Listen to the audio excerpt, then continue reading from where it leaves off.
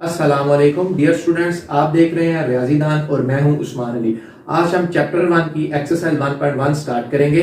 Start करने से पहले आप चैनल रियाजीदान को सब्सक्राइब करें और बेल आइकन को प्रेस करें। स्टार्ट करते हैं एक्सरसाइज 1.1 का क्वेश्चन नंबर 1। क्वेश्चन नंबर 1 में कह रहा है find the order of following matrices. Order क्या चीज होती है, ये हम प्रीवियस लेक्चर में पढ़ चुके हैं कि ऑर्डर क्या चीज होती है।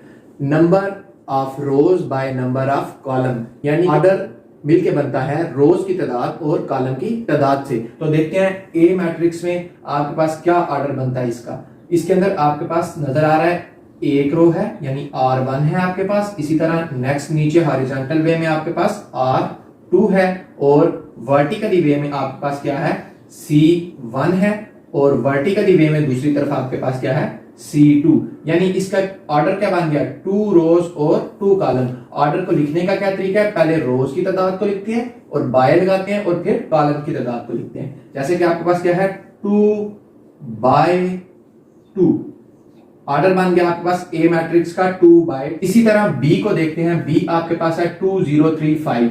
इसमें भी एक रो आपको नजर आ रही है जो कि है R1 और दूसरी रो नजर आ रही है जो कि है R2, यानी 2 रोज है और इसी तरह से 2 कॉलम्स भी आपको नजर आ रहे हैं। ठीक है, तो इसका ऑर्डर भी हो गया 2/2।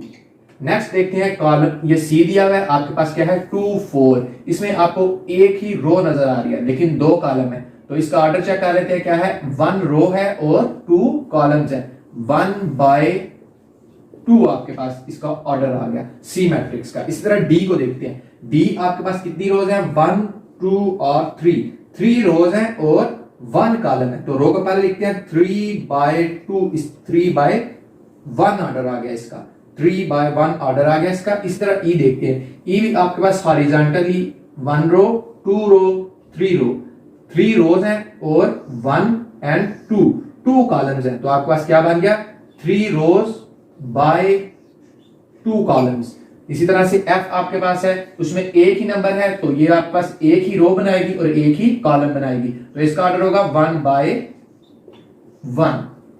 इसी तरह जी देखते हैं। जी आपके पास है 1 रो 2 रो 3 रो 3 हॉरिजॉन्टली रो है आपके पास और वर्टिकली कॉलम आपके पास 1, 2 एंड 3, यानी 3 कॉलम है। तो इसका ऑर्डर क्या हो गया 3/3।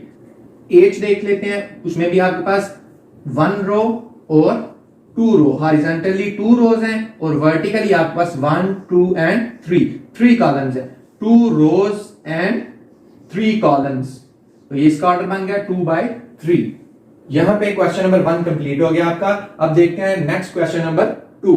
Question number 2, which of the following matrices are equal, यानी कि इनमें से कौन सी मैट्रिक्स किसके इक्वल है। सबसे पहले हम देखते हैं इक्वल, जो हम प्रीवियस लेक्चर में पढ़ चुके हैं। इक्वल क्या होती है, कोई मैट्रिक्स किसी दूसरी मैट्रिक्स के इक्वल कब हो सकती है, जब एक मैट्रिक्स की सारी एंट्रीज दूसरी एंट्रीज के बिल्कुल इक्वल हो, यानी कॉरस्पॉन्डिंग एंट्रीज आर इक्वल और order of one matrix is equal to order of other matrix. तो ये देखते हैं इक्वल मैट्रिक्स कौन सी किसके इक्वल बनती है। सबसे पहले देख लेते हैं ए मैट्रिक्स आपको दिया है 3, तो देखते हैं 3 कौन सी मैट्रिक्स बनाती है 3। आप देख सकते हैं कि आपके पास सी मैट्रिक्स है 5 - 2, तो ये मिलके क्या बना देते हैं 5 में से 2 निकाले तो 3 आ जाता है, यानी ए मैट्रिक्स किसके इक्वल है सी के। तो लिख लेते हैं ए इज इक्वल टू सी, क्योंकि इसकी कॉरस्पॉन्डिंग एंट्रीज भी सेम है। आपके पास क्या है 3 है, 1 रो एंड 1 कॉलम। इधर क्या है 5 - 2, तो ये भी 3 आएगा और 1 रो एंड 1 कॉलम। ऑर्डर और कॉरस्पॉन्डिंग एंट्रीज बिल्कुल सेम है। इसी तरह देखते हैं बी को, वो क्या है 3 एंड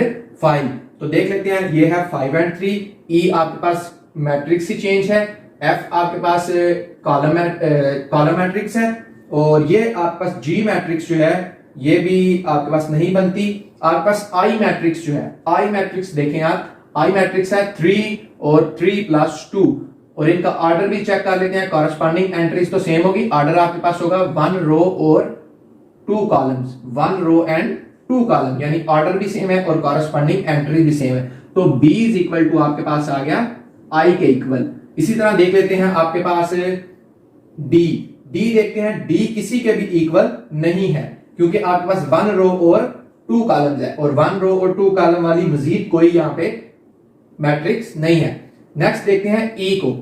ई किसके इक्वल है, चेक कर लेते हैं। ई आपको नजर आ रहा है एच के इक्वल है, 4 4 के इक्वल है, 0 0 के, 6 6 के, 2 2 के, यानी कॉरस्पॉन्डिंग एंट्रीज तो बिल्कुल सेम है। ऑर्डर भी इसका देख लेते हैं, 2 रोज हैं और 2 कॉलम हैं, 2 बाय 2 का ऑर्डर है, इसके अंदर भी 2 रोज हैं और 2 कॉलम्स हैं, तो ऑर्डर दोनों का सेम हो गया 2 बाय 2, तो E is equal to H आ गया।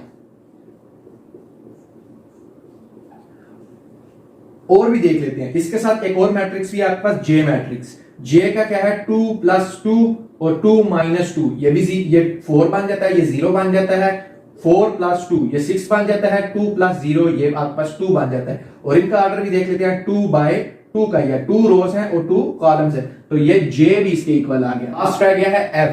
F क्या है, 2 और 6, यानी एक कॉलम मैट्रिक्स है, तो कॉलम मैट्रिक्स, ये भी आपको कॉलम मैट्रिक्स G नजर आ रहा है, इसमें क्या है 3 - 1 और नीचे क्या है 3 + 3, तो ऊपर बन गया 2 और नीचे बन गया 6। कॉरस्पॉन्डिंग एंट्रीज भी सेम हो गई और ये कॉलम मैट्रिक्स है, तो दोनों का ऑर्डर भी सेम हो गया, तो आपके पास आ गया F is equal to G। यहां पर आपका क्वेश्चन नंबर 2 कंप्लीट हो गया है। नेक्स्ट देखते हैं क्वेश्चन नंबर 3।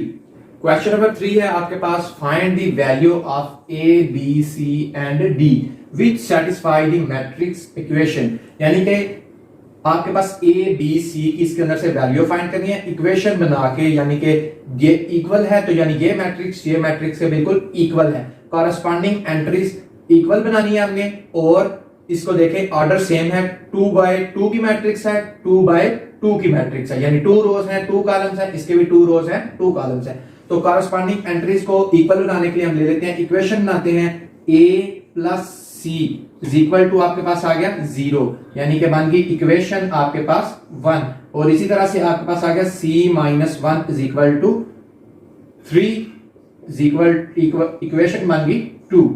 इसी तरह आपके पास आ गया A + 2B is equal to -7, equation आपके पास आ गई 3। इसी तरह से फोर्थ बन गई 4D - 6 इज इक्वल टू, दूसरी साइड पे 2D है, तो ये आपके पास इक्वेशन बन गई आपके पास 4। आपके पास 4 इक्वेशन बन गई हैं। 4 इक्वेशन में सॉल्व करने के लिए देखते हैं किस वेरिएबल का आंसर इजीली आ जाता है और किस में एक वेरिएबल है कि उसका आंसर आपके पास आ जाए। इसके अंदर 2 वेरिएबल हैं, इक्वेशन 1 के अंदर A और C, सेकंड इक्वेशन में सिर्फ एक वेरिएबल है, थर्ड इक्वेशन में आपके पास 2 वेरिएबल हैं, और फोर्थ इक्वेशन में आपके पास भी एक वेरिएबल D है। तो सबसे पहले हम ले लेते हैं इक्वेशन 2 को, सॉल्विंग इक्वेशन 2, तो आपके पास आएगा C - 1 इज इक्वल टू आपके पास है 3। तो यहां से C की वैल्यू फाइंड करने के लिए 1 कांस्टेंट है, कांस्टेंट को कांस्टेंट की तरफ ले जाते हैं, दूसरी तरफ C इधर -1 है, दूसरी तरफ आके 1 प्लस हो गया, C इज इक्वल टू आपके पास आ गया 4, यानी C की वैल्यू आपको फाइंड होगी, वो क्या है 4। अब C की वैल्यू हम पुट कर सकते हैं इक्वेशन 1 के अंदर A की वैल्यू फाइंड करने के लिए, कर लेते हैं put value of C in equation 1। Equation 1 के अंदर पुट कर लेते हैं, आपके पास क्या है A + C is equal to 0, तो इधर A और C की वैल्यू आपके पास क्या आई है 4 इज इक्वल टू 0। A की वैल्यू आपके पास आ जाएगी 4, इस तरफ पॉजिटिव है, दूसरी तरफ आके नेगेटिव बना देगा, आपके पास A की वैल्यू भी आ जाएगी -4। इसी तरह से A की वैल्यू अगर हम थर्ड इक्वेशन में पुट करें तो आपके पास B की वैल्यू आ जाती है।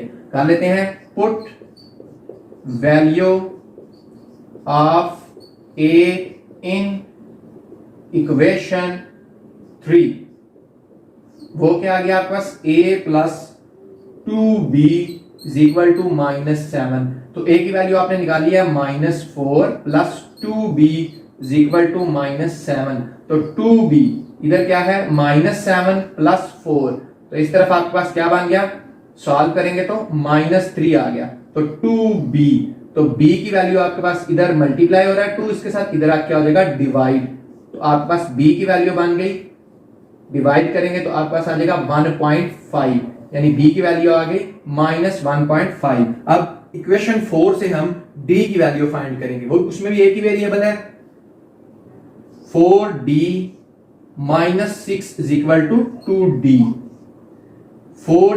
2D की तरफ ले आते हैं, यानी वेरिएबल को वेरिएबल की तरफ ले आते हैं, और कांस्टेंट को एक तरफ ले जाते हैं, आपके पास ये इधर नेगेटिव था, इधर आके पॉजिटिव हो गया, ये इधर पॉजिटिव था, इस तरफ आके नेगेटिव हो गया। 4 में से 2 निकाले तो आपके पास आ गया 2d और इज इक्वल टू 6, तो d इज इक्वल टू 6/2, तो आपके पास d का आंसर क्या आ गया, डिवाइड करेंगे तो 3 आ जाएगा, 6 डिवाइडेड बाय 2, आंसर आ गया 3। इस तरह आपके पास वैल्यूज सबकी आ गई। a की वैल्यू आपके पास आ गई है -4, b की वैल्यू आपके पास आ गई है -1.5 और c की वैल्यू आपके पास आ गई है 4 और d की वैल्यू आपके पास आ गई है 3। यहां पे एक्सरसाइज 1.1 कंप्लीट हो गई है। नेक्स्ट एक्सरसाइज 1.2 आप नेक्स्ट लेक्चर में देख सकते हैं। अगर आपको मेरी वीडियो पसंद आई हो तो लाइक और शेयर जरूर करें और चैनल रियाजी दान को सब्सक्राइब जरूर करें।